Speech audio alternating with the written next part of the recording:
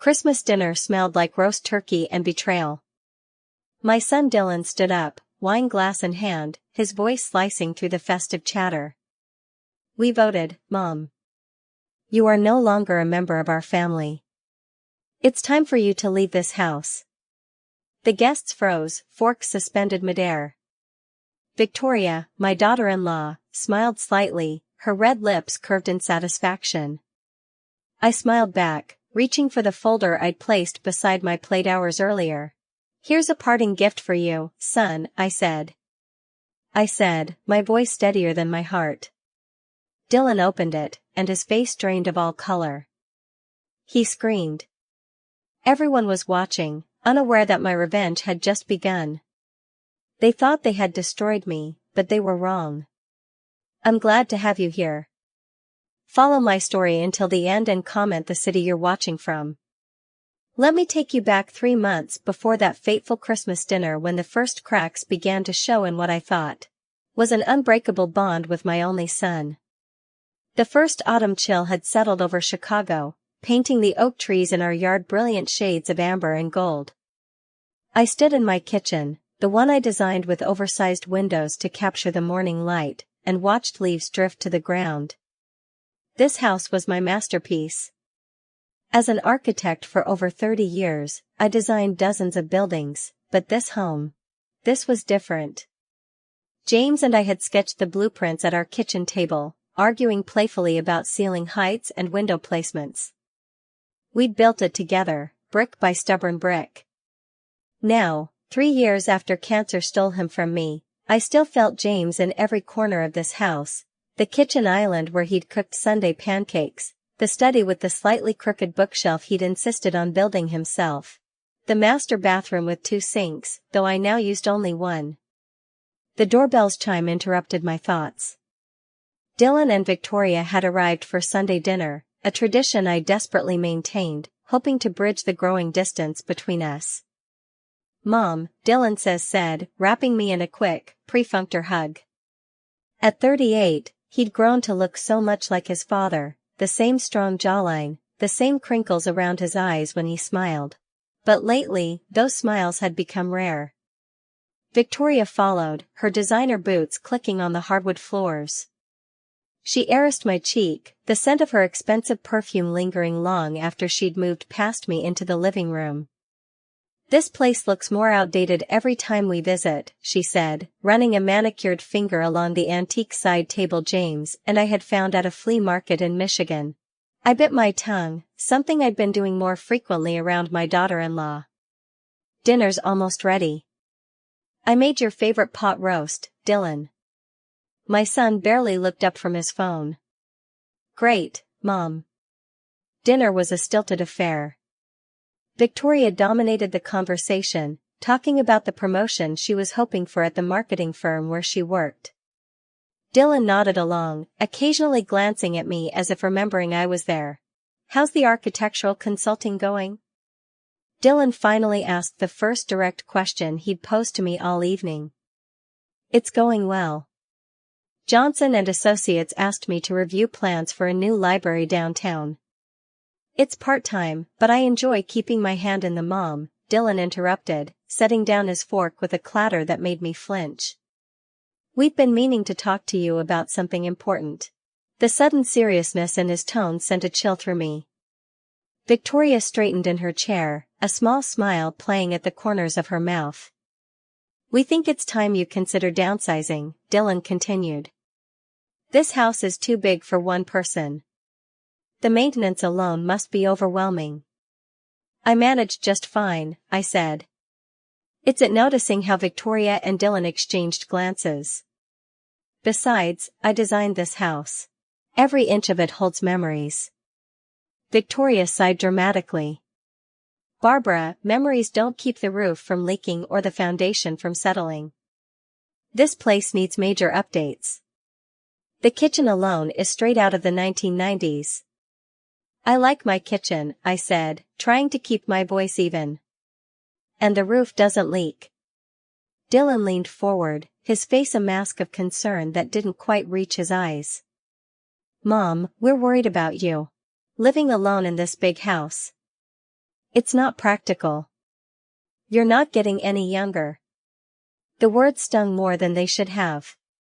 At 65, I was hardly decrepit. I still swam 40 laps 3 times a week at the community pool. I still took the stairs instead of the elevator. I still remembered every blueprint I'd ever drawn. What exactly are you proposing? I asked, though I already suspected the answer. We think you should sell the house, Victoria said, her voice suddenly gentle, as if speaking to a child. We found a lovely retirement community in Oak Park. You'd have your own apartment, but with people around if you need help. Help with what? I felt my temper rising. I don't need help. I'm perfectly capable of living independently. Dylan reached across the table, taking my hand in his. It felt foreign. This sudden affection. Mom, we're just trying to look out for you. The money from the house sale would set you up comfortably. And what about you too? I asked, pulling my hand away. What's your interest in me selling this house? A flicker of something. Guilt. Annoyance crossed Dylan's face.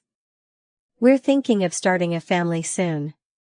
We've outgrown our condo, and honestly, it would be nice to have a proper house. Maybe this house. And there it was. They wanted my house. The house James and I had built with our savings, our dreams, our future in mind. The house that was meant to be our haven in retirement, filled with grandchildren and laughter. I see. The pot rose turned to ash in my mouth. And you expect me to just hand over the keys and shuffle off to some apartment? Mom, you're being dramatic, Dylan said, his voice hardening. We're offering to help you transition to the next phase of your life. The next phase? I repeated his words slowly. You mean waiting to die in a retirement village while you two live in my home? Victoria's smile disappeared. Barbara, that's unfair. We're trying to help. I stood up, gathering their barely touched plates. I think dinner's over. I'm not selling my house. Not now. Not ever. Dylan pushed back his chair with enough force to make the water glasses tremble. You're being selfish, Mom. This house is wasted on one person. We need the space more than you do. I turned away, unable to look at the stranger my son had become. I think you should leave. The front door slammed minutes later, the sound echoing through the empty house. I sank into a kitchen chair, my hands shaking as I reached for my phone. I needed to talk to someone who would understand the hurt tearing through me. But who? Most of my friends had moved to warmer climates after retirement. James was gone. Dylan, my only child, had just revealed himself as a stranger. I'd never felt more alone. The following week passed in a blur of missed calls from Dylan. Calls I chose not to answer. I threw myself into the library project, grateful for the distraction of work. But as Friday evening approached, I found myself dreading another weekend alone with my thoughts. The knock at my door came just as I was considering opening a bottle of wine. Through the peephole, I saw Sarah Jenkins, James's oldest friend from college and now my closest confidant. I was in the neighborhood and thought you might want some company, she said, holding up a bottle of Merlot. Though by the look in your face, maybe you need something stronger. I managed a weak smile, stepping aside to let her in. Wine's perfect. I've had a hell of a week. Sarah made herself at home, grabbing glasses while I found a corkscrew. We settled in the living room, the space James and I had designed for entertaining, now feeling cavernous with just 2 people. Dylan called me, Sarah said, not one for primals. He's worried about you. Says you're refusing to answer his calls. I swirled the wine in my glass, watching the burgundy liquid cling to the sides. Did he tell you why? Something about wanting you to consider downsizing and you taking it the wrong way. Sarah studied my face, but I'm guessing there's more to it. I told her everything. The Sunday dinner ambush, the retirement village pamphlets Dylan had conveniently left on my coffee table. Victoria's thinly veiled comments about my outdated home. Sarah's expression darkened with each detail. They want your house. The house you and James designed together. Apparently, it's wasted on just me. My voice cracked despite my best efforts. Barbara, Sarah said, setting down her glass. I need to tell you something, and you're not going to like it. A knot formed in my stomach. What is it? I ran into Victoria at Whole Foods yesterday. She was on her phone talking loudly enough that half the produce section could hear her. Sarah hesitated as if weighing her words. She was talking to a realtor, Barbara, about your house. She was discussing potential renovations and asking about comparable sales in the neighborhood. The room seemed to tilt sideways, but I told them I'm not selling. I don't think they're planning to wait for your permission. Sarah leaned forward, her face grim. She said, and I'm quoting here, once we get the competency evaluation, we should be able to move quickly. Competency evaluation. The words didn't make sense, even as a chill settled in my bones. They think I'm incompetent. I think they're trying to build a case that you can't make decisions for yourself anymore. That way, Dylan could petition for guardianship. My wine glass trembled in my hand. My son wants to declare me incompetent so he can take my house. I don't know if it's Dylan or Victoria driving this, Sarah said gently.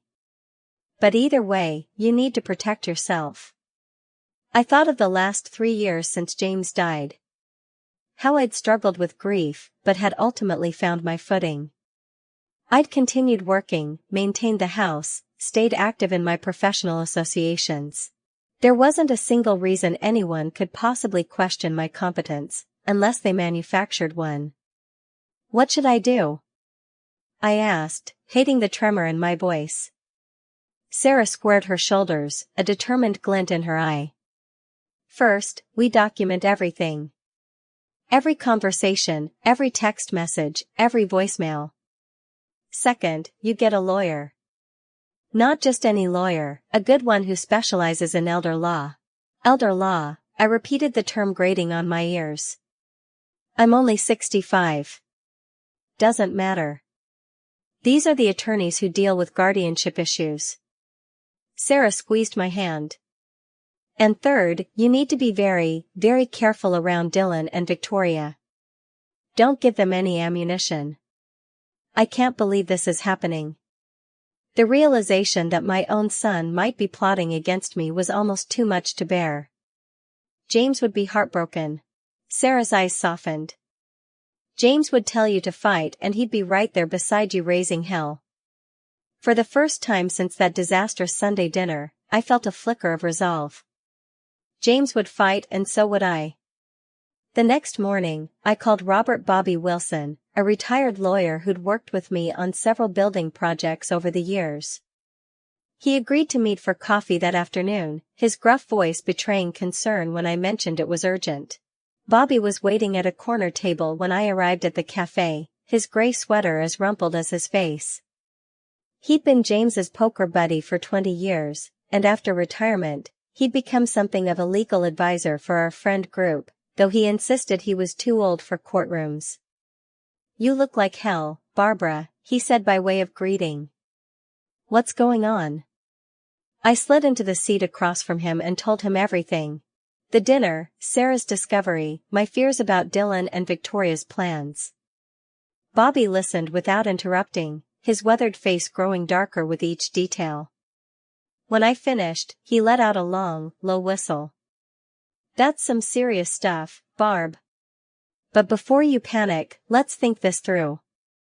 He pulled a small notebook from his pocket, a habit from his courtroom days. What evidence do you have that they're planning this guardianship move? Just what Sarah overheard at the grocery store, I admitted. And their behavior at dinner. Bobby nodded, making a note. Not enough for a preemptive legal strike, but definitely enough to start building your defenses.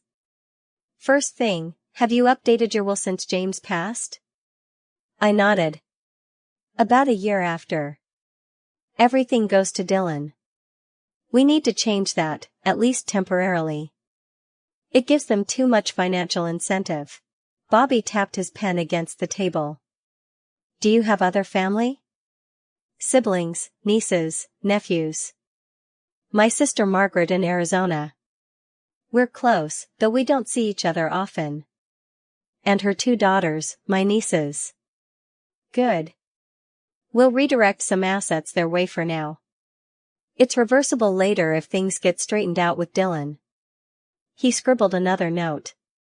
Next, we need to establish your competence. When was your last physical?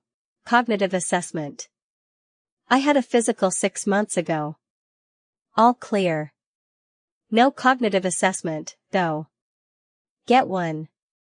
Call your doctor today. Tell them you want a full workup for the record. Then get a second opinion from another doctor.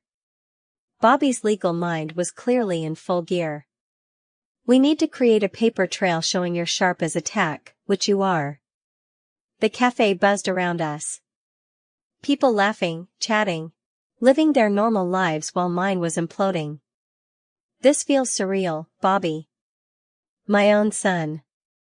Family can be the worst when money or property is involved, Bobby said, his voice gentling. I've seen it too many times. But we're not going to let them steamroll you. He hesitated. There's something else we should consider, Barb. What if you simply confronted Dylan? Called him out on what you know? I'd considered it. But something held me back. If he denies it, we've shown our hand. And if he admits it, I couldn't finish the sentence. Then you'll know exactly where you stand. Bobby completed my thought. Look, I know Dylan. Known him since he was knee-high. This doesn't sound like him. It doesn't, I agreed, a lump forming in my throat. But Victoria, Bobby nodded knowingly. The daughter-in-law factor, tale as old as time. She's always been materialistic, but this is beyond that. It's predatory. I wrapped my hands around my coffee mug, seeking warmth. And Dylan just follows her lead now. Then we need to find out who's really driving this bus, Bobby said. And in the meantime, we protect your assets and document everything. As we parted ways outside the cafe, Bobby gave me a quick, fierce hug. You're not alone in this, Barb. James would haunt me for eternity if I didn't look out for you. For the first time in days, I felt a small smile tug at my lips. He would at that. I walked to my car with a new sense of purpose. If Dylan and Victoria wanted a fight, they'd get one, but it would be on my terms, not theirs. The next morning, I woke to 3 missed calls from Dylan and a text message asking if he could stop by that evening to clear the air. My instinct was to refuse, but Bobby's advice echoed in my mind. We needed to know who was driving this plan. I texted back a simple 7 p.m. works. The day crawled by as I prepared for his visit. I called my doctor and scheduled both a physical and a cognitive assessment, explaining I needed documentation for estate planning purposes. I called Amanda Collins, an attorney Bobby had recommended who specialized in elder law, and set up an appointment for the following week. Then I did something that felt both necessary and wrong. I set up my phone to record conversations. Bobby had been clear. Michigan was a one-party consent state, meaning I could legally record conversations I was part of without informing the other person.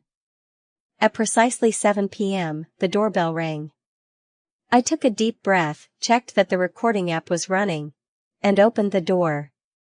Dylan stood on my porch, a conciliatory smile on his face. Thanks for seeing me, Mom. I brought your favorite. He held up a bag from Patelli's bakery. Chocolate Claire's a peace offering. Come in, I said, stepping aside. I deliberately didn't take the bag, forcing him to carry it to the kitchen himself. We settled at the kitchen island, the pastries between us untouched. Dylan ran a hand through his hair.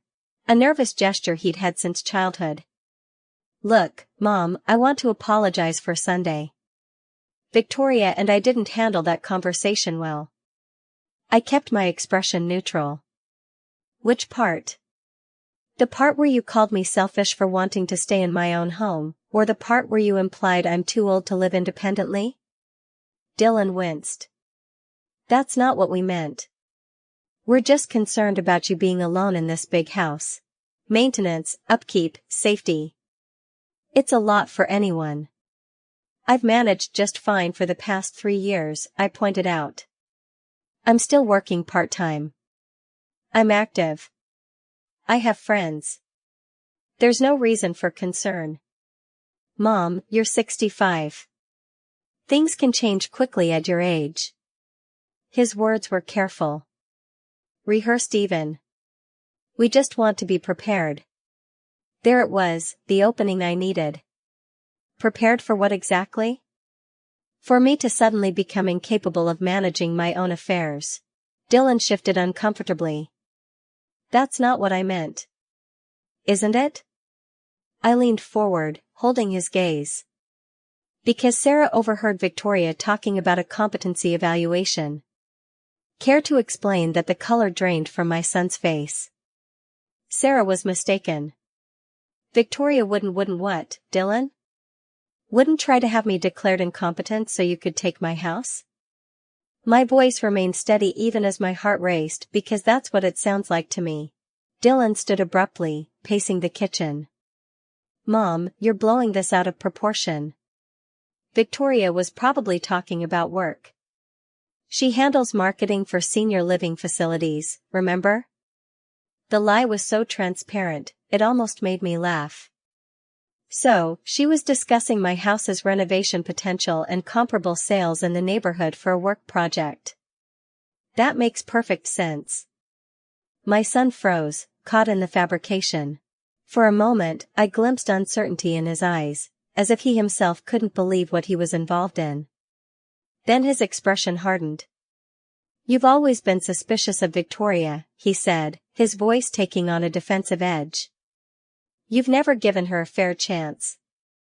I welcomed her into our family, I countered. I helped pay for your wedding. I've never said an unkind word about her, even when she's been dismissive of me. That's not true, Dylan snapped.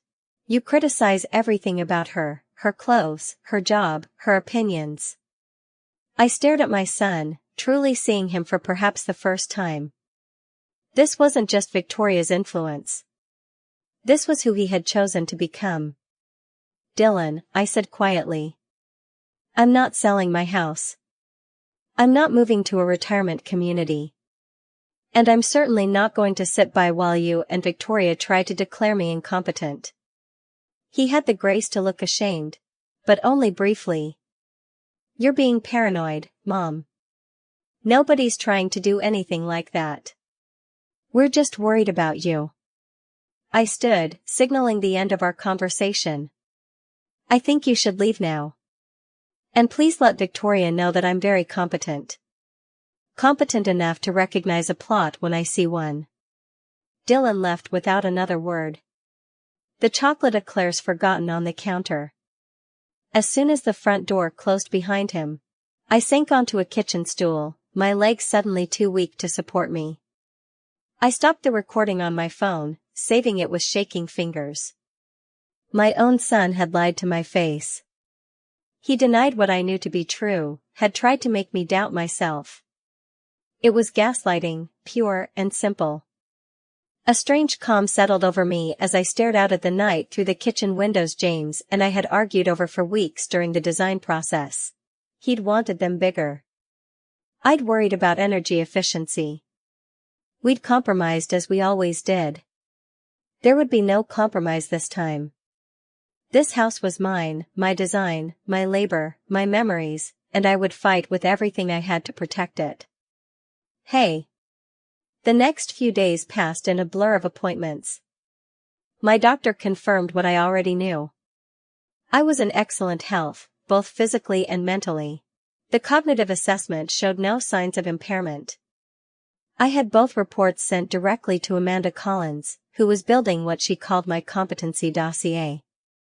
Bobby introduced me to a financial advisor who helped me establish a trust for the house and my other assets, a legal structure that would make it much harder for anyone to challenge my control. But despite these precautions, a sense of unease followed me like a shadow.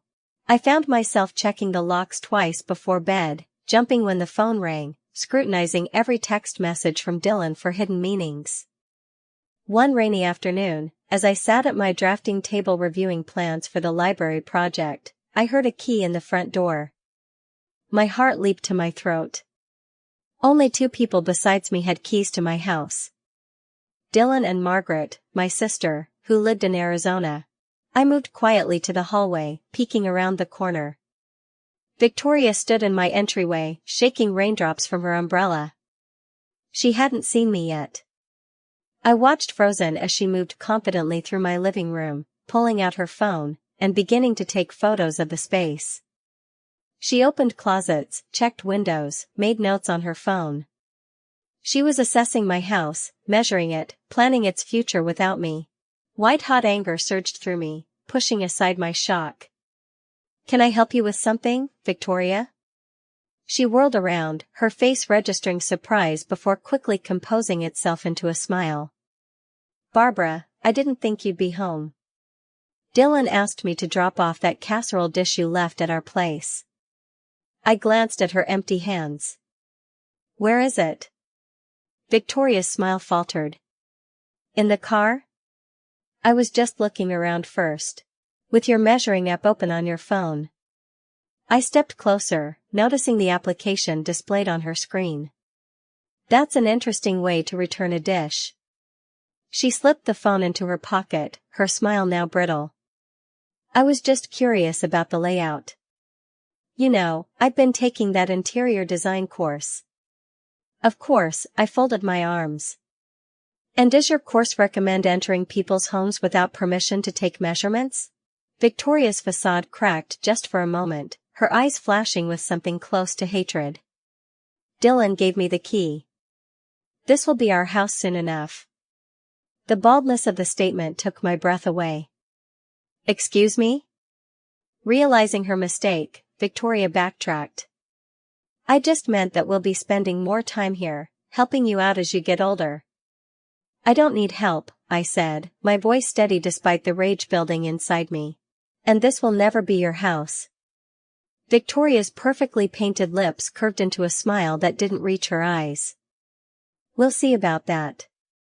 Dylan's speaking with a lawyer this week about options for your care. Get out of my house." I pointed to the door now and leave the key. For a moment, I thought she might refuse. Then she shrugged, reaching into her purse to extract my house key. She placed it on the entryway table with deliberate slowness. "You know, Barbara, this would all be so much easier if you'd cooperate. Dylan's worried sick about you. Strange behavior, paranoia, forgetting conversations. These can be early signs of cognitive decline." I stepped closer, close enough to see the flecks of mascara beneath her lower lashes. "I'm recording this conversation, Victoria.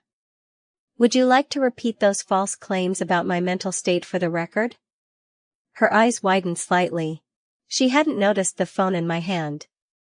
Without another word, she grabbed her umbrella and left, the door closing with a decisive click behind her. I leaned against the wall, adrenaline draining away and leaving exhaustion in its wake. They were moving faster than I'd anticipated. Dylan was already consulting lawyers. Victoria was already measuring my home. I needed to accelerate my own plans. With trembling fingers, I called Bobby. "They're making their move," I said when he answered. "We need to act now." "I'll be there in 20 minutes, he promised. "Don't do anything until I arrive." While waiting, I went through the house, checking each room for signs Victoria might have tampered with something. In my study, I noticed papers had been disturbed on my desk. Financial statements I'd been reviewing. In the kitchen, several prescription bottles had been moved from their usual place in the cabinet. They were gathering evidence, creating a narrative of an elderly woman unable to manage her medications or finances. The realization sent ice through my veins. When Bobby arrived, his face grim as I showed him what I'd found, he shook his head in disgust. "This is elder abuse, Barbara, plain and simple." "It's my son," I said, the words still impossible to comprehend. "My own child is doing this to me." Bob's weathered face softened. "It's more likely Victoria driving this, but Dylan's complicit. Either way, we need to act decisively." We sat at my kitchen table, the same table where James and I had sketched the blueprints for this house, where Dylan had done his homework as a teenager, where our family had shared countless meals and conversations. "First," Bobby said, opening his briefcase. "We need to change the locks today. Not just new keys. New locks with a security system that alerts your phone if anyone enters." I nodded, making a note to call a locksmith. "Second, we need to move up the trust paperwork. Amanda Collins can file it tomorrow if we get everything signed tonight." He pulled out a stack of documents. "This puts your house and assets into a trust that you control. Dylan won't be able to touch it, even if by some miracle he managed to get guardianship of you." "And third?" I asked, sensing there was more. Bob's eyes were resolute. "Third, we go on the offensive. We send a cease and desist letter to both Dylan and Victoria detailing their harassment and trespassing. We inform them that any further attempts to enter your home without permission will result in legal action." "A legal threat against my own son," I whispered, the words bitter on my tongue. "It's not what any parent wants," Bobby acknowledged. "But they forced your hand, Barb. They're trying to take everything from you. Your home, your independence, your dignity. You have to fight back." As I signed the stack of documents Bobby had brought, each signature felt like a step away from the life I'd known and toward an uncertain future where my only child was my adversary. What if they escalate? I asked the question that had been haunting me. What if they try to force the issue somehow? Bobby closed his briefcase with a decisive click. "Then we'll be ready. Trust me, Barbara, they picked a fight with the wrong woman." After he left, I stood in my kitchen, surrounded by the home James and I had built together, the home where we'd raised our son. Grief and determination whirred within me. In my mind, I could almost hear James's voice. "Don't let them take our dream. Barb. Fight for it." And I would, no matter what it cost me. The locksmith arrived within the hour, changing every lock and installing a security system with cameras covering all entrances.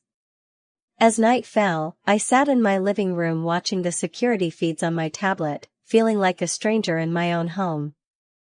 My phone buzzed with a text from Dylan. "Mom, we need to talk. This has gone too far." I didn't respond. There was nothing left to say. Not until the Christmas dinner I was already planning in my mind. The dinner where everything would change. The dinner where I would take back my life. The manila folder felt heavy in my hands, though it contained only a few sheets of paper. I sat at my kitchen table at 2 a.m. The house silent except for the occasional creaking of the old oak beams that James had insisted on salvaging from a demolished barn in Wisconsin. The security system's tiny green light blinked reassuringly in the corner of the room. Sleep had become my enemy since Victoria's unauthorized tour of my home 3 days ago. Each night I'd wake with my heart pounding, imagining hands rifling through my belongings, measuring my rooms, evaluating my life as if I were already gone. So instead of fighting for sleep, I fought for information. The folder contained printouts of Dylan and Victoria's financial statements. Documents I'd never imagined I would need to see. My hands trembled slightly as I spread them across the table. The moonlight streaming through the kitchen windows, illuminating a story of financial disaster. Credit card statements showed balances nearing $50,000 across 5 different cards. Most charges were for restaurants I couldn't afford, clothing brands I'd never heard of, and weekend getaways to places I'd only seen in magazines. A mortgage statement for their downtown condo showed 2 missed payments and a threatening letter from the bank. But what made my stomach clench was the statement for a property I didn't recognize. A vacation investment property at Lake Geneva purchased 18 months ago. They were 3 months behind on those payments, too, with a foreclosure notice dated just last week. "Oh, Dylan," I whispered to the empty kitchen. "What have you done?" The son I raised had been careful with money. He'd worked summer jobs through high school, saved for his first car, and graduated college with minimal debt. Thanks to the fund James and I had scrimped and saved to build. When had he become this person who spent money he didn't have on things he didn't need? The answer stared back at me from a credit card statement where Victoria had spent $3,500 on a handbag. More than my monthly pension payment. I remembered the Christmas 6 years ago when Dylan had first brought Victoria home. She'd surveyed our modest holiday decorations with barely disguised disappointment, later commenting to Dylan, just loud enough for me to overhear, that she'd expected something more elegant from an architect. James, always the peacemaker, had laughed it off. I'd bitten my tongue for my son's sake. If only I'd spoken up then. If only I'd warned Dylan about the path he was choosing. But wasn't that the eternal lament of parents? We watch our children make mistakes, knowing intervention will only push them further away. We hope the values we've instilled will eventually resurface. We wait for wisdom to win out. Now my waiting had led me here to 2 a.m. investigations and security systems and legal maneuvers against my only child. A notification lit up my phone screen. Dylan trying to access the front door. The new security system had captured him standing on my porch at 1:47 a.m., key in hand, discovering the locks had been changed. The look of frustrated disbelief on his face sent a chill down my spine. What had he wanted in my house in the middle of the night? I gathered the financial documents, securing them in my safe. A wedding gift from James's parents that we'd always used for passports and birth certificates. Never imagining it would one day hold evidence against our son. As dawn broke over Chicago, painting my kitchen in soft golden light, I made a decision. This wasn't just about protecting my home anymore. This was about saving my son from the disaster he and Victoria were creating, even if he hated me for it. "These are seriously concerning," Amanda Collins said, her glasses perched on the end of her nose as she reviewed copies of Dylan and Victoria's financial statements. At 45, Amanda was younger than most of Bobby's contacts, but her reputation in elder law was formidable. Her office, with its gleaming hardwood floors and abstract paintings, projected exactly the kind of confidence I needed. "They're underwater on 2 properties and maxed out on credit," she continued. "It explains their sudden interest in your house." I nodded, the confirmation bringing no satisfaction. "They're desperate." "That makes them dangerous." Amanda looked up sharply. "Has there been any direct threat? Anything beyond what Victoria said during her unauthorized visit?" "Nothing direct," I admitted, "but Dylan tried to enter my house at 2 a.m. yesterday, and I've received 15 calls from him since changing the locks." I haven't answered. "Smart," Amanda said, making a note. "Keep that documentation trail clean. Let him leave voicemails if he wants to communicate." She flipped through the file I'd brought. "The trust paperwork is proceeding nicely. By next week, your house and major assets will be secured. And if they try to move forward with a competency evaluation," Amanda's smile was sharp, "then they'll be facing an uphill battle against your recent medical clearances, continued professional work, and extensive documentation of their financial motives." She leaned forward. "Barbara, I need to ask you something important. What's your endgame here?" The question caught me off guard. "My endgame?" "Yes. Are you looking to permanently cut ties with Dylan? Or is there a path back to reconciliation if he sees reason?" The thought of never speaking to my son again sent a physical pain through my chest. Despite everything, he was still the baby I'd held in my arms. The boy who'd called for me after nightmares, the young man who'd made James and me so proud at his college graduation. I want my son back, I sassed, my voice barely above a whisper. But not like this. Not with Victoria controlling him. Not with lies between us. Amanda nodded, her expression softening. Then we build our strategy accordingly. Firm boundaries, legal protections, but always with a door left open. She closed my file. The Christmas dinner you mentioned, are you sure it's wise to confront them there? It's the perfect setting, I said, more confident than I felt. The entire family will be present. They won't be able to control the narrative or twist my words. Just be prepared for it to get ugly, Amanda warned. People backed into corners rarely respond graciously. As I drove home from Amanda's office, her words echoed in my mind. Was I prepared for things to get ugly, for the possibility that Dylan might never forgive me? That my intervention might permanently sever our relationship rather than save it? I pulled into my driveway, the house James and I had designed looming before me. Our dream, our legacy. Beyond its architectural merits, it held 30 years of memories. Dylan's height marks on the kitchen door frame. The den where James had taught him to play chess, the backyard where we'd celebrated birthdays and graduations. This wasn't just about property. It was about preserving what our family had been and perhaps saving what it could still be. My phone buzzed with an incoming call. Dylan again. This time I answered. Mom, he sounded surprised, as if he hadn't expected me to pick up. Finally, we need to talk about what's going on. I'm listening, I said, keeping my tone neutral as I remained in the car, recording the conversation as Bobby had advised. You changed the locks, installed cameras. What's gotten into you? His voice pitched higher with each question. Victoria is hurt that you'd think she entered without permission. She told me she texted you before coming over. The lie was so blatant, I almost laughed. Dylan, I have security footage of her entering with a key and photographing my home. There was no text. A pause. She must have forgotten to send it. Look, Mom. This paranoia isn't like you. It's exactly why we're concerned. Paranoia would be imagining things, Dylan. I have video evidence. I kept my voice steady.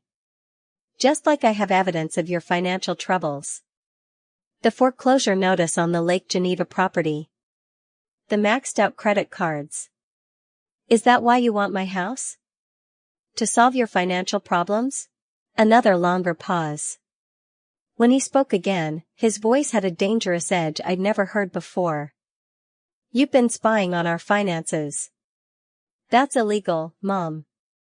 Is it illegal for a mother to be concerned about her son? To want to understand why he suddenly wants to ship her off to a retirement home and take her house? I fought to keep the hurt from my voice. What happened to you, Dylan? This isn't how we raised you. Oh, here it comes. The guilt trip. His bitter laugh cut through the phone. You and Dad and your perfect morals, your modest lifestyle. Do you know how embarrassing it was growing up with parents who could have afforded more but chose to live like we were middle class? The words stung more than I expected. We taught you the value of money, of earning what you have, of living within your means. Well, I've chosen differently. Dylan snapped. Victoria and I want more from life than what you settled for. And yes, we have debts, but that's normal these days. Everyone lives on credit. Not everyone misses mortgage payments and faces foreclosure, I pointed out. Not everyone tries to solve their problems by taking their mother's home. That's not. He stopped abruptly. Look, this conversation isn't productive. Victoria and I want to host Christmas this year at our place, the whole family. It would mean a lot to us. The sudden change of subject gave me emotional whiplash. Christmas? You want to talk about Christmas now? It's only 6 weeks away, Mom. Margaret's already confirmed she's flying in with the girls. I thought we could start a new tradition. Victoria is an amazing hostess. I gripped the steering wheel. Understanding dawning. They wanted to control the setting to present me to the family in their territory where they could shape perceptions and manage the narrative. Actually, I said, I've already started planning here at the house, just like James would have wanted. Mom, I'll send out invitations this week. I hope you and Victoria can make it. I infused my voice with a sweetness I didn't feel. I'd hate for you to miss it. I ended the call before he could respond, my hand shaking slightly as I put down the phone. The first shot had been fired. Dylan now knew I was aware of their financial situation and that I had evidence of Victoria's trespassing. He also knew I wasn't going to quietly hand over my home. The ball was in their court now, and I needed to be prepared for their next move. The family albums were stored in the hallway closet, neatly organized by year in matching leather-bound books, a system James had insisted on saying, memories shouldn't be kept in shoe boxes. Barb, I pulled out the album from 1989, the year Dylan was born, and carried it to the living room. Outside, rain pelted against the windows. The November sky, a canvas of gray and muted white. Perfect weather for looking backward. The first photo showed James holding newborn Dylan. His expression a mixture of terror and adoration. I traced my finger over James's face, remembering how his hands had trembled when the nurse first placed our son in his arms. You're going to break him, I teased. Probably, James had admitted with a nervous laugh. But look what we made, Barb. Look what we made. I turned the pages slowly, watching Dylan grow from infant to toddler to little boy. His first steps captured in a blurry photo. His 5th birthday, chocolate cake smeared across his grinning face. His first day of school, backpack nearly as big as he was, standing proudly on our front porch. When had that bright-eyed boy become the man who now saw me as an obstacle? What had I missed? What signs had I overlooked? I closed the album, unable to bear more memories. The past offered no answers, only the stark contrast between what had been and what now was. My phone chimed with a text message from Sarah. Call me ASAP. Important. Sarah answered on the first ring. Barbara, are you sitting down? My stomach tightened. What's happened? I was at Kingsley really dropping off flyers for the hospital fundraiser, Sarah said, her words tumbling out rapidly. And I saw it, a brochure for your house. My house? I repeated, not understanding. What do you mean? Your house is listed in their coming soon portfolio. Not officially on the market yet, but they're quietly showing it to select clients. There's a glossy brochure with professional photos and everything. Interior shots, Barbara. The room seemed to tilt sideways. That's not possible. I haven't listed my house. I know, Sarah said grimly. But someone has the brochure says available early January. Inquire for details. I took a photo of it. My phone dinged with Sarah's incoming image. There it was. My living room, my kitchen, my garden, professionally photographed and presented in a high-end real estate brochure. The description read, architect-designed mid-century modern masterpiece, meticulously maintained, ready for modern updates. The photos Victoria took, I whispered. She wasn't measuring. She was staging photos for this. There's more, Sarah said, her voice tight with anger. The agent I spoke with, she didn't know I was your friend, mentioned that the current owner would be relocating to assisted living after the holidays. She said it was a sensitive situation involving family decisions. The violation was so complete, so breathtaking that for a moment I couldn't speak. They weren't just planning to take my house. They were actively marketing it, creating a narrative about my future. Proceeding as if my consent was a minor detail to be managed later. Barbara, are you okay? Sarah's concerned voice brought me back to the moment. No, I said honestly. I'm not, but I will be. I took a steadying breath. Sarah, I need you to go back to that realtor. Tell them you're interested in the property. Get as much information as you can. Who listed it? What paperwork they have? Everything. I'm on it. Sarah promised. And Barbara, don't face this alone.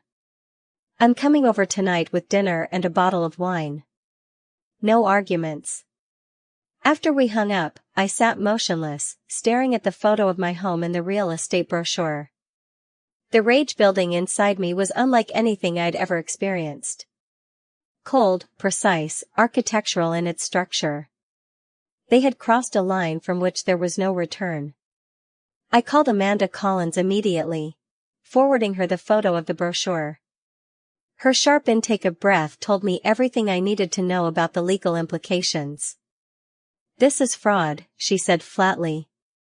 They're advertising property they don't own and can't sell. What can we do? First cease and desist letter to the Really company today. Then we accelerate everything. The trust, the will changes, all of it. Her voice took on a steely edge. And Barbara document everything.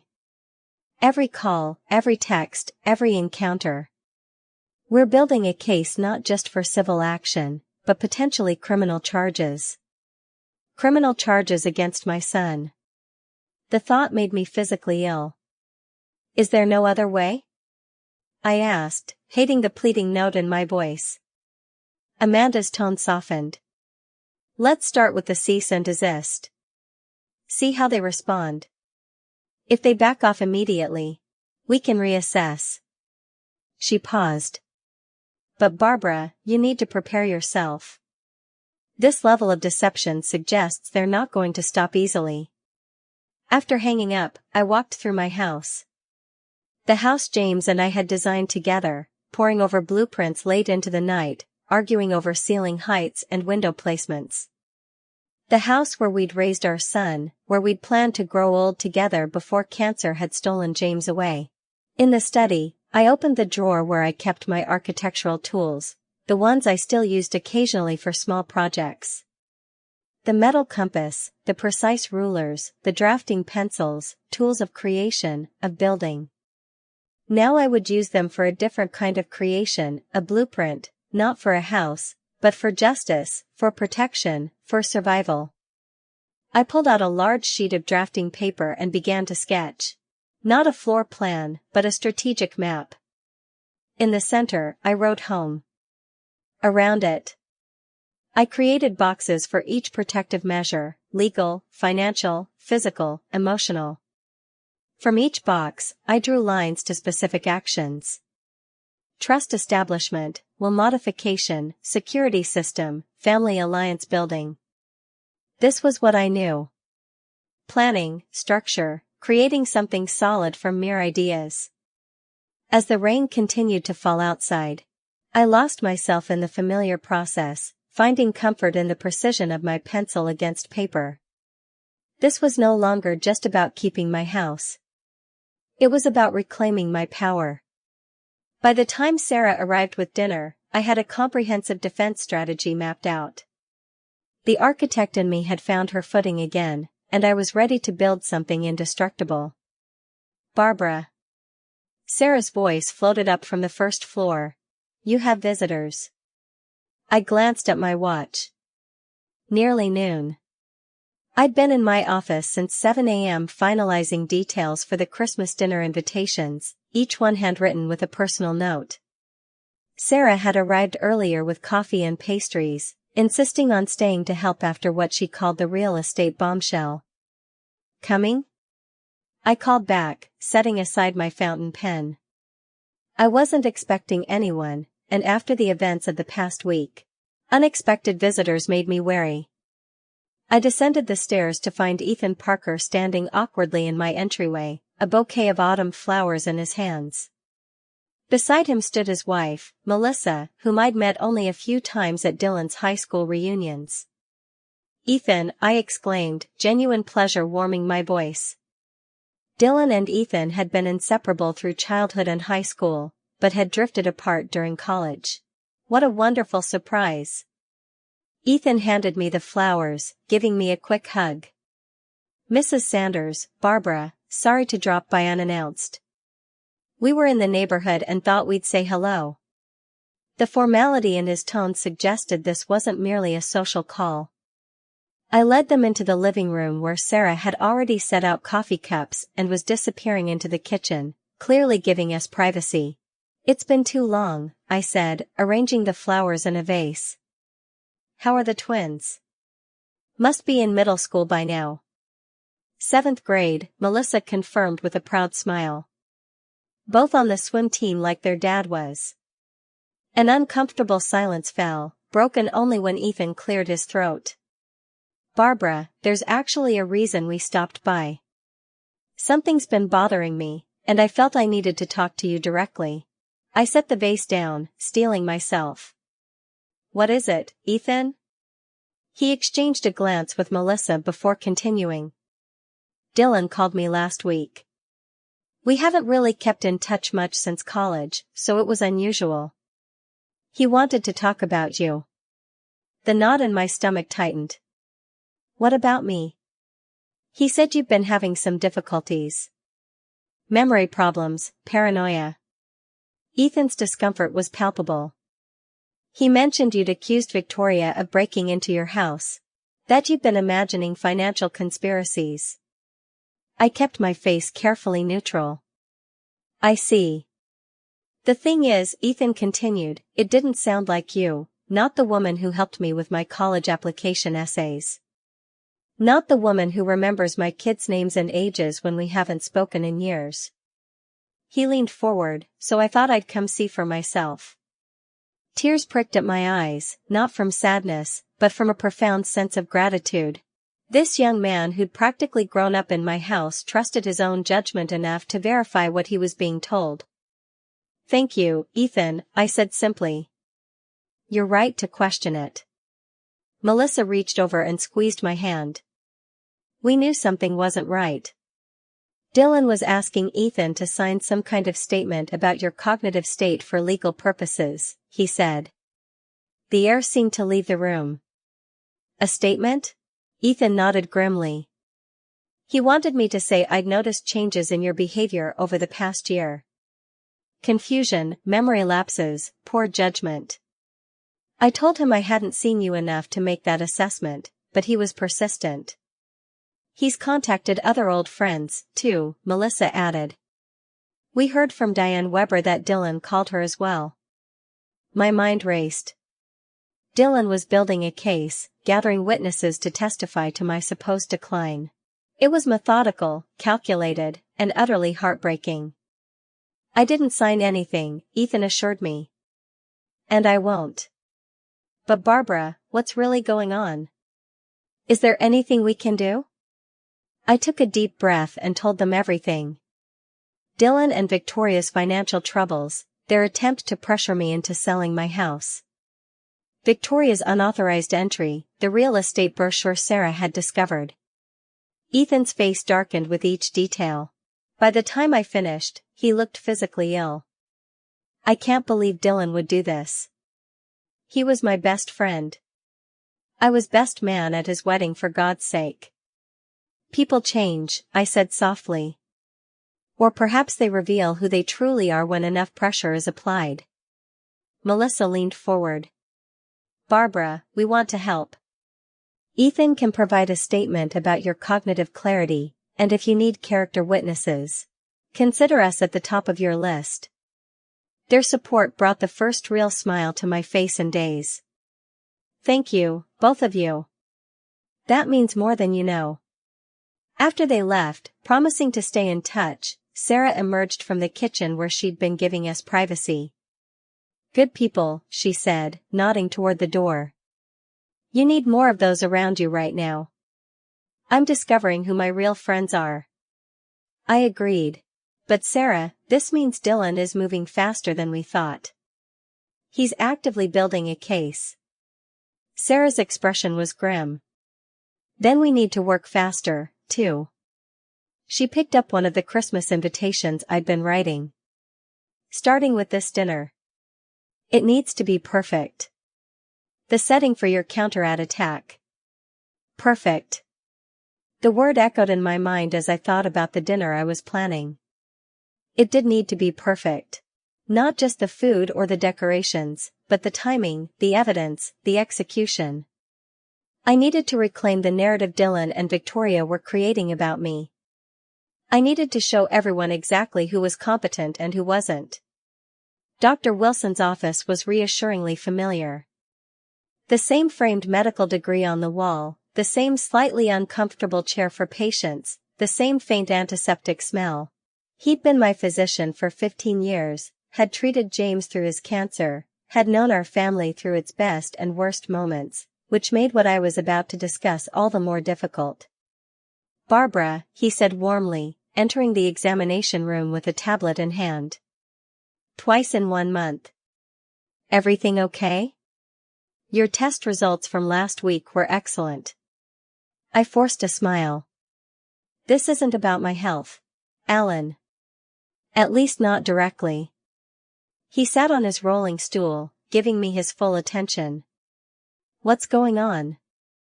I took a deep breath. "Has my son contacted you recently about me?" Dr. Wilson's expression shifted subtly, a tightening around the eyes that confirmed my suspicions before he even spoke. "He called the office last week," he admitted, "wanted to discuss some concerns about cognitive changes he'd observed." Dr. Wilson's gaze was direct. "I told him I couldn't discuss a patient without their consent, but that he could bring you in for an evaluation if he was concerned." "Did he ask you to fill out any forms or provide any kind of statement?"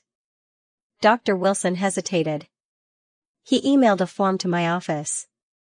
A standard cognitive assessment form, but one that's typically used in guardianship proceedings." He leaned forward. "Barbara, what's happening?" I explained the situation as succinctly as possible. Dylan and Victoria's financial motivations, their attempt to have me declared incompetent, their plan to sell my house. Dr. Wilson's face darkened. "That's deeply disturbing. And no, I didn't complete any form. I wouldn't do that without examining you first and certainly not without your knowledge." Relief washed over me. "Thank you, Alan. But," he continued, "this raises serious concerns. If Dylan is contacting multiple people seeking documentation of cognitive impairment that doesn't exist, that's a form of elder abuse." The term hit me like a physical blow. Elder abuse. Something that happened to vulnerable, isolated seniors. Not to me, a still-working architect with a sharp mind and good health. Except that was exactly what was happening. "I'm taking legal steps," I assured him. "I have an elder law attorney and have updated my estate planning, but I needed to know if Dylan had approached you." Dr. Wilson nodded, making a note in my file. "I'm documenting this conversation, Barbara, and I'm going to add a flag to your medical records requiring direct patient consent for any information release." He looked up. "If you'd like, I can also write a current cognitive assessment stating explicitly that you show no signs of impairment." "That would be helpful," I said, grateful for his understanding. "My attorney is building what she calls my competency dossier." As Dr. Wilson typed notes into my file, I gazed out the window at the gray November sky. Snow was forecast for the weekend, the first of the season. James had always loved the first snow, would insist on walking through the park regardless of the temperature. His face turned up to catch the flakes. "I miss your husband," Dr. Wilson said suddenly, as if reading my thoughts. "James was a good man. He'd be proud of how you're handling this." Would he? I wondered. Or would he be heartbroken to see what our son had become, what our family had devolved into? I hope so. Was all I could manage. On the drive home, fat snowflakes began to fall, melting instantly on my windshield. The first snow of the season. Right on schedule. I pulled over, unable to continue driving as tears blurred my vision. "I don't know what to do, James," I whispered to the empty car. "How do I fight our son without destroying him? Without destroying myself?" Only the soft patter of snowflakes against the car answered me. The key turned in my front door, but the lock didn't give. I tried again, jiggling the handle before the realization hit me like a physical blow. The locks had been changed again. I stood on my own front porch, grocery bags heavy in my arms as snow fell around me. The Christmas wreath I'd hung just that morning still adorned the door, a cruel contrast to the locked house behind it. Setting down the groceries, I pulled out my phone to call the locksmith who'd installed my security system. Before I could dial, a text message arrived from Dylan. "We need to talk now." Fury rose in me, hot and clarifying. I called him immediately. "Did you change my locks?" I demanded when he answered. "Yes." No pretense, no denial. "You need help, Mom." "Professional help." "By locking me out of my own home in the snow with groceries that will spoil." My voice shook with rage. "How dare you?" "It's for your own safety," Dylan said, his tone maddeningly calm. "Victoria found your medications all over the counter yesterday. You're not taking them properly. You're becoming dangerous to yourself." Victoria was in my house again. The violation was becoming routine yet no less infuriating. And I don't have medications scattered anywhere. I take 2 pills, one for blood pressure, one for cholesterol. They're in the cabinet where they belong. Mom, please. We found them. We took photos. Dylan's voice took on a rehearsed quality. We filed for emergency guardianship. The hearing is tomorrow. We didn't want to do this, but your behavior has left us no choice. The world seemed to tilt beneath my feet. Emergency guardianship based on what? Based on your increasingly erratic behavior, the paranoia, the confusion about your medications, the security cameras you've installed, the accusations against Victoria. I steadied myself against the porch railing. Mind racing. They were moving faster than Amanda had anticipated, using my own security measures as evidence against me. "Where am I supposed to go tonight, Dylan?" "It's snowing." "You've locked me out of my home." A moment of hesitation. "We've booked you a room at Sunrise Assisted Living just for evaluation. A car is on its way to pick you up." "You've got to be kidding me." I looked down the street, half expecting to see an ambulance approaching. "I'm not going to any assisted living facility. I'm going into my house." "Mom," I ended the call and immediately dialed Amanda Collins. She answered on the second ring. "They've changed my locks," I said without preamble, and filed for emergency guardianship. Hearing tomorrow, apparently. Amanda's sharp intake of breath was the only indication of her surprise. "Where are you now?" "Standing on my front porch with melting groceries," I said. A hysterical laugh threatening to escape. "They booked me a room at Sunrise Assisted Living. Apparently, a car is coming to collect me." "Don't go anywhere," Amanda said, her voice steely with determination. "I'm calling Judge Reyes right now. We'll get an emergency injunction. And Barbara, call the police. Report a break-in and unauthorized lock change. This is your property, not theirs." I ended the call and dialed 911, explaining the situation as calmly as I could to the dispatcher.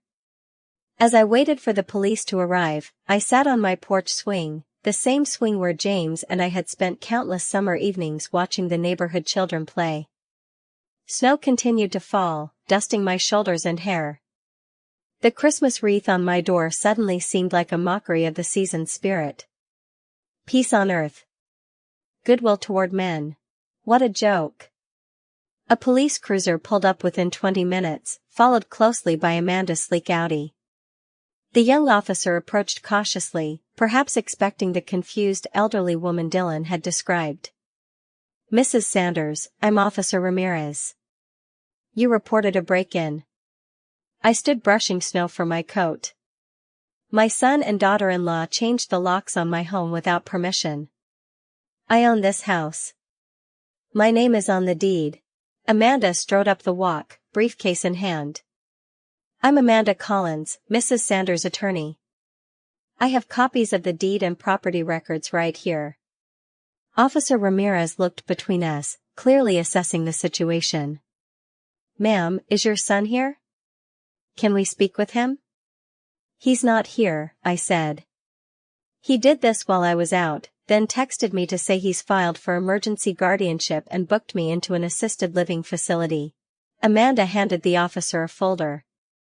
These are Mrs. Sanders' property documents. And this, she pulled out another document, is a copy of her recent medical evaluation showing she is completely competent. This is elder abuse officer. Officer Ramirez reviewed the documents. His young face serious. I'll need to call this in. Get guidance from my sergeant. While he returned to his cruiser to make the call, Amanda turned to me. I spoke with Judge Reyes. He's furious. Emergency guardianship requires imminent danger, not vague claims about medication management. He's reviewing the petition now and will likely dismiss it, but we need to be in court tomorrow regardless. Can they really just lock me out of my home? I asked, still struggling to believe the reality of my situation. No, they can't. That's breaking and entering regardless of familial relationship. Amanda's expression was grim. The question is how we want to handle this. We can press charges, have them arrested, or we can use this as leverage in tomorrow's hearing. Before I could respond, a black Lincoln Town car pulled up to the curb. A uniformed driver emerged, approaching the porch tentatively. Mrs. Sanders, I'm here to take you to Sunrise Assisted Living. Amanda stepped forward every inch. The formidable attorney. You can leave. Mrs. Sanders won't be requiring your services. The driver hesitated, glancing at his phone. I was told to insist that she needs supervision. What she needs, Amanda said coldly, is for people to stop breaking the law. She's not going anywhere. If you continue to harass her, I'll add your employer to the lawsuit we're preparing. The driver retreated, clearly deciding this wasn't worth the trouble. Officer Ramirez returned from his cruiser. My sergeant says this is a civil matter due to the family relationship. But since Mrs. Sanders is the legal property owner, we can assist with regaining entry. We'll need to call a locksmith. Already on his way, Amanda said, holding up her phone. She'll be here in 15 minutes. As we waited, I sat on the porch swing, watching snow accumulate on the lawn James had been so proud of. The surreality of the situation washed over me, locked out of my own home on a snowy evening, police and lawyers involved, a car sent to take me to an institution, all orchestrated by my only child. The locksmith arrived as promised, and within minutes, I was back inside my home. Officer Ramirez offered to stay until I felt secure, but I assured him I would be fine. Amanda insisted on staying as well, helping me put away the groceries that had miraculously survived the cold. They'll try something else, she warned as we worked. This level of desperation suggests they're running out of options financially. I nodded, arranging cans in my pantry with mechanical precision. The hearing tomorrow. What should I expect? It will be straightforward. Judge Reyes is no nonsense and hates these kinds of frivolous emergency petitions. We have your medical evaluations, financial documentation of their motives, and now this lock-changing incident to present. Amanda closed the refrigerator door firmly. Barbara, I need to ask, do you want to press criminal charges for breaking and entering? The question hung in the air between us. Criminal charges against Dylan, my son, in handcuffs, a court date, possible jail time. Not yet, I said finally. Let's see what happens at the hearing tomorrow. But Amanda, I met her gaze directly. I want the trust finalized today, and I want to change my will immediately. Amanda nodded, understanding the gravity of my decision. I'll make the calls. We'll have the paperwork ready by morning. After she left, I stood in my kitchen, the house eerily quiet after the chaos of the evening. My security system blinked reassuringly in the corner, newly reset by the locksmith. I walked through each room, touching familiar objects, reassuring myself that this was still my home. In Dylan's old bedroom, now a guest room, I paused before the bookshelf still filled with his childhood favorites, Where the Wild Things Are, The Hobbit. Science encyclopedias he'd pored over for hours. The boy who had loved those books was gone. In his place was a stranger willing to lock his mother out in the snow. I closed the door on the remnants of that boy and returned to my study. There. I pulled out the invitation list for Christmas dinner, adding 2 names, Officer Ramirez and Judge Reyes. The stage was set. The players were in position.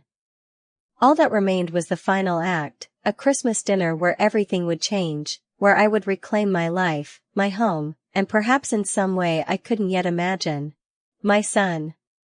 The morning of Christmas Eve dawned crisp and bright, sunlight glinting off fresh snow that blanketed Chicago like a promise of renewal. I stood at my kitchen window, watching cardinals flit between bare branches, their vibrant red, a startling contrast against the white landscape.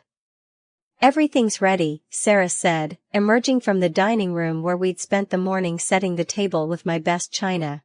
The wedding gift from James's parents that we'd used only for special occasions. "The place cards are set. The folder is at your seat." I nodded, my throat too tight for words.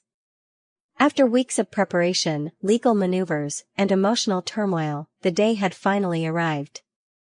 Christmas dinner, the stage for my confrontation with Dylan and Victoria, the moment when truth would finally overtake deception. The guardianship hearing had gone exactly as Amanda predicted. Judge Reyes had dismissed Dylan's petition with barely concealed contempt, citing the suspicious timing and questionable evidence. When presented with documentation of my recent medical clearances and the lock-changing incident, he had leveled a stern warning at Dylan about elder abuse statutes. Dylan had avoided my gaze throughout the proceedings, while Victoria had glared daggers at me from across the courtroom. They'd left immediately after the ruling, refusing to acknowledge me or Amanda as we gathered our documents. That had been 3 weeks ago. Since then, silence. No calls, no texts, not even holiday cards. I'd begun to wonder if they would even attend the dinner, despite having RSVP'd through Margaret, my sister. "Are you sure you want to go through with this?" Sarah asked, breaking into my thoughts. "It's not too late to just have a quiet Christmas with people who actually care about you." I turned from the window, resolute. "This isn't just about exposing them, Sarah. It's about reclaiming my narrative and maybe, just maybe, reaching whatever part of Dylan that still remembers how he was raised." Sarah squeezed my hand, her eyes full of concern. "Just remember. Whatever happens today, you're not alone." The doorbell chimed at precisely 3:00 p.m., sending a jolt of adrenaline through me. Our first guests had arrived. Margaret swept in first, her Arizona tan a stark contrast to the Chicago winter outside. Behind her came my nieces, Eliza and Claire, now in their 20s and beautiful in ways that made my heart ache with the passage of time. Barbara. Margaret enveloped me in a fierce hug that smelled of the jasmine perfume she'd worn since college. "We've missed you so much, Aunt Barb." The girls took turns embracing me, their youthful energy filling the entryway with chatter and laughter. The doorbell continued to ring as more guests arrived. Bobby and his wife Linda, Dr. Wilson and his husband, Greg, Ethan and Melissa Parker with their twin boys, even Officer Ramirez, who had responded to my lockout incident, and whom I'd impulsively invited when I ran into him at the grocery store. Judge Reyes had politely declined, citing ethical concerns, but had sent a lovely poinsettia plant with a card expressing his wishes for a peaceful holiday. By 4:00 p.m., the house was filled with the warm hum of conversation and the rich aromas of roasting turkey and cinnamon. The only absence was glaring. Dylan and Victoria had yet to arrive. "Maybe they're not coming," Margaret murmured, joining me by the fireplace where I'd been anxiously checking my watch. Would that be so bad? Before I could answer, the doorbell rang one final time. Through the frosted glass of the front door, I could make out two silhouettes. They had come. I opened the door to find Dylan and Victoria standing stiffly on my porch, both dressed impeccably. Dylan in a charcoal suit I'd never seen before. Victoria in a red cocktail dress that probably cost more than my monthly pension.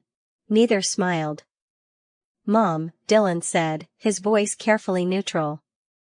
"Merry Christmas." "Merry Christmas," I replied, stepping aside to let them in. "I'm glad you could make it." Victoria's eyes darted around the entryway, noting the security camera discreetly mounted in the corner, her lips tightening almost imperceptibly. "Lovely decorations, Barbara." "Very traditional."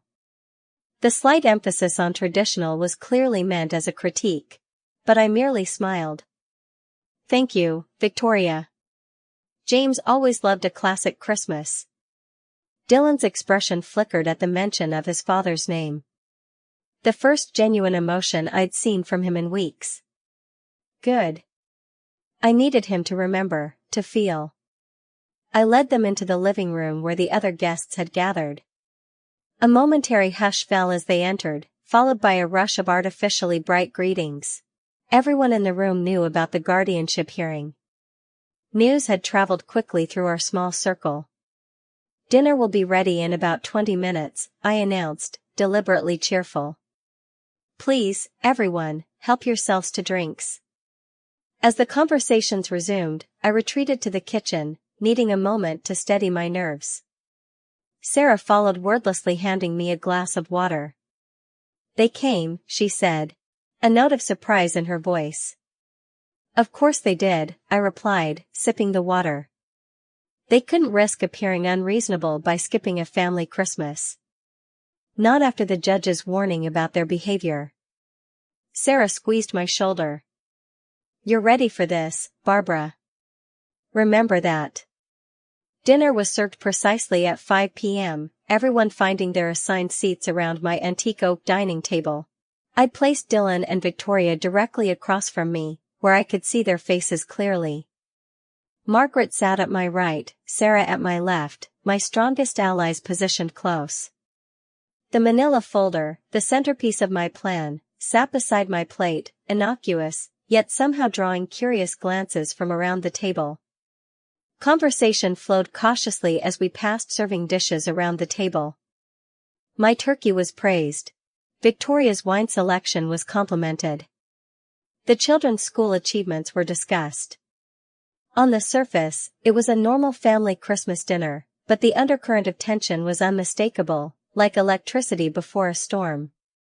I waited until everyone had been served, until wine glasses had been refilled and the initial hunger satisfied. Then, just as the conversation began to lag, I gently tapped my glass with my fork. The table fell silent, all eyes turning to me. "I want to thank you all for being here," I began, my voice steadier than I'd expected.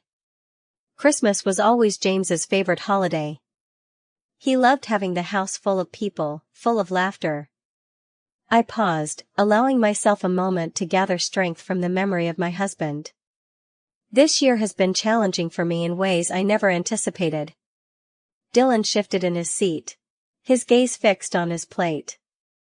Victoria's perfectly manicured hand tightened around her wine glass. "Many of you know that there have been some difficult family matters recently," I continued. "I've been reluctant to discuss them openly, but I've come to realize that silence only enables further harm." "Mom," Dylan interrupted, his voice low but sharp. "This isn't the time or place." "Actually," I said, meeting his gaze directly, "this is exactly the time and place with family and friends who care about the truth." I picked up the manila folder, its weight somehow reassuring in my hands. 3 months ago, Dylan and Victoria suggested I should sell this house, the home and I designed together, the home where we raised our son. When I refused, things escalated in ways I still find difficult to believe. Victoria leaned forward. "Barbara, perhaps we could discuss this privately after dinner for everyone's comfort." Her attempt to derail me was transparent. I think we're past private discussions, Victoria. Especially after you entered my home without permission to take photos for a real estate listing, or after you and Dylan changed my locks and tried to have me committed to an assisted living facility. Gasps echoed around the table. Margaret's hand found mine under the tablecloth, squeezing tightly. That's not what happened, Dylan protested, his face flushing. We were concerned for your safety, your health. You've been acting erratically. Erratically? I opened the folder, pulling out the first document. My recent medical and cognitive assessments, according to my doctor, who's sitting right here. I'm in excellent health with no cognitive impairment whatsoever. I slid the paper toward the center of the table where others could see it. Yet you contacted my physician requesting forms for a competency evaluation without my knowledge. Dr. Wilson nodded gravely when several guests looked his way for confirmation. You contacted Ethan, I continued, nodding toward my son's childhood friend, asking him to sign a statement saying he'd noticed cognitive decline in me despite the fact he hadn't seen me in years. Ethan cleared his throat uncomfortably. It's true. I refused to sign anything. Dylan's composure cracked visibly. This is ridiculous. We were trying to help by listing my house with Kingsley Really. I pulled out a copy of the brochure Sarah had discovered. A house you don't own, claiming I would be relocating to assisted living after the holidays. A decision you had no right to make. Victoria's porcelain mask slipped, her eyes darting around the table as if searching for allies and finding none. There's been a misunderstanding. No misunderstanding, I said firmly, extracting the next document. Printouts of their financial statements. You and Dylan are deeply in debt. Your Lake Geneva property is in foreclosure. You have 5 maxed out credit cards. You needed my house to solve your financial problems. The silence that followed was deafening. Margaret stared at Dylan in open shock. Bobby nodded grimly, unsurprised by information he'd helped me uncover. You had no right to look at our private financial information. Victoria hissed, abandoning pretense entirely. That's illegal. Not when it's relevant to establishing motive for elder abuse, I replied calmly. Which is exactly what your actions constitute, according to Judge Reyes, who dismissed your guardianship petition and warned you about potential criminal charges. Dylan pushed his chair back abruptly, the leg scraping harshly against the hardwood floor. This is a witch hunt. You've turned everyone against us with half-truths and exaggerations. Half-truths? I pulled out my phone, tapping the screen to access the security footage. Like the half-truth of Victoria entering my home unauthorized to stage photos for a real estate listing. I turned the screen toward the table showing crystal clear footage of Victoria measuring my living room, taking photos, opening closets. Victoria's face drained of color. You were spying on us. I was protecting myself. I corrected.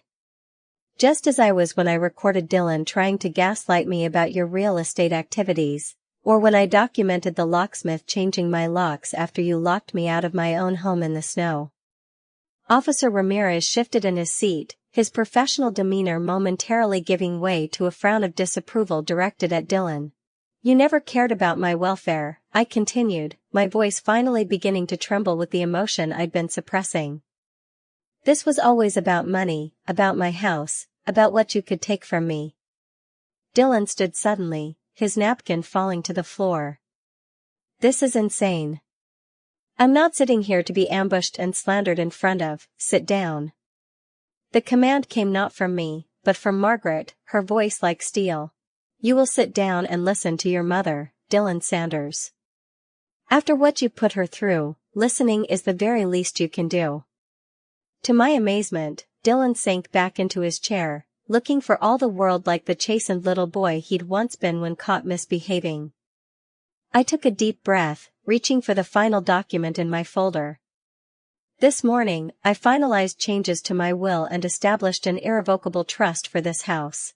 Upon my death, hopefully many years from now, this property and half my assets will go to a foundation supporting young architects from disadvantaged backgrounds. Dylan's head snapped up, his expression a mixture of shock and fury. You're disinheriting me. The other half of my assets will be held in trust, I continued as if he hadn't spoken. If you demonstrate genuine change and rebuild our relationship over time, the trustees have discretion to release funds to you. But this house, I gestured to the beautiful space around us, will never be yours to sell. It will serve a purpose that honors your father's memory and my life's work. Victoria pushed back from the table, her face contorted with rage. You vindictive old woman. You think you've won? This isn't over.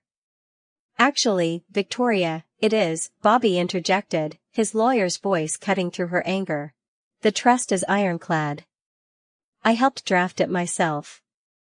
And should you attempt any further actions against Barbara, legal or otherwise, there's enough evidence here for criminal charges. Victoria turned to Dylan, clearly expecting him to defend them, to continue fighting. But my son sat motionless, staring at the table with an expression I couldn't quite read.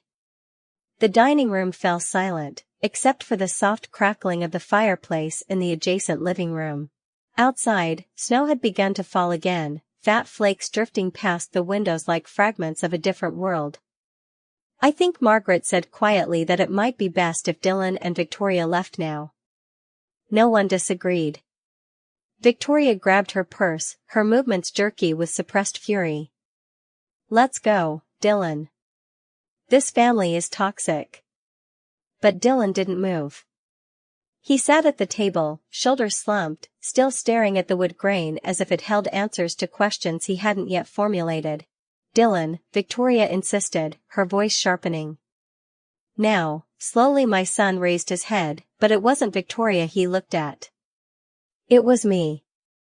His eyes, so like James's, were filled with emotions I couldn't fully decipher. Shame, regret, anger, perhaps all three. I'm sorry, he said, the words so quiet I almost missed them. I don't expect you to believe that. I'm not sure I believe it myself, but I am sorry. Before I could respond, he stood and followed Victoria out of the dining room. The front door opened and closed with finality, and they were gone. The silence they left behind felt vast and uncertain. Then Eliza, my youngest niece, cleared her throat. Well, she said with forced brightness, who ready for dessert? The tension broke like ice on a spring pond, relieved laughter rippling around the table. As conversations cautiously resumed, I excused myself and slipped away to the kitchen, needing a moment alone. I stood at the sink, staring out at the falling snow, trying to process the emotions coursing through me. Relief, yes. Vindication, certainly, but also a profound sadness that cut deeper than I'd anticipated. I'd won the battle, protected my home and my dignity, but I'd lost my son in the process. A gentle hand touched my shoulder. I turned to find Margaret standing beside me, her eyes filled with compassion. You did what you had to do, she said simply. Did I? I asked, doubt suddenly flooding me. Maybe there was another way. Maybe if I'd tried harder to understand what drove them to this. Barbara Sanders, Margaret interrupted firmly. Do not start questioning yourself now. They tried to declare you incompetent. They tried to steal your home. They locked you out in the snow. There was no misunderstanding here, just greed and entitlement. He's still my son, I whispered, the words catching in my throat. Margaret pulled me into a tight hug. Yes, he is. And maybe someday he'll remember what that means. But today you protected yourself when no one else would have. James would be proud. I nodded against her shoulder, allowing myself to draw strength from her certainty. We returned to the dining room together where Sarah had already begun serving my apple pie, James's favorite, made from his mother's recipe. The evening continued, the atmosphere gradually warming as the drama receded. By the time guests began departing near midnight, hugs were warmer, laughter more genuine. The specter of confrontation faded into memory. Sarah was the last to leave, helping me load the dishwasher and wrap leftover turkey. "You were magnificent," she said, tying up a garbage bag. "Absolutely magnificent." "I don't feel magnificent," I admitted. "I feel hollow." Sarah's expression softened. "That's normal. You've been running on adrenaline and righteous anger for weeks. Now it's over, and there's a void where all that energy used to be." She squeezed my hand. "It will pass. You'll find your balance again." After she left, I moved through my quiet house, turning off lights, straightening chairs, restoring order. In the living room, I paused before the Christmas tree James and I had always decorated together. Since his death, I'd maintained the tradition alone, placing each ornament exactly where he would have wanted it. A small wrapped package caught my eye, one I hadn't noticed earlier, amid the flurry of dinner preparations. The tag read simply for Mom in Dylan's handwriting. With trembling fingers, I opened it to find a small velvet box. Inside was a silver charm bracelet I recognized immediately.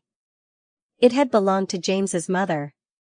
I'd given it to Victoria on her birthday 3 years ago, a peace offering during a particularly strained period in our relationship.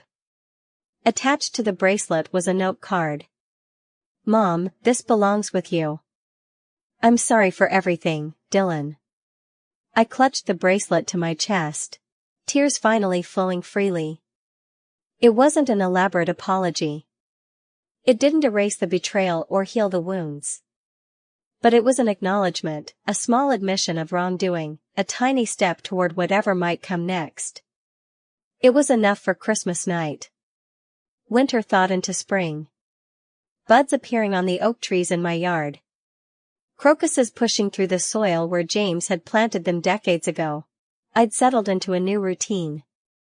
Consulting work 3 days a week, swimming at the community center, dinner with Sarah or Margaret when she visited from Arizona. Dylan hadn't contacted me since Christmas, though. Margaret reported he'd moved out of the condo he shared with Victoria and was staying temporarily with a college friend. Divorce proceedings had begun, initiated by him surprisingly. I'd resisted the urge to reach out, following Amanda's advice to give him space to process his own actions and their consequences.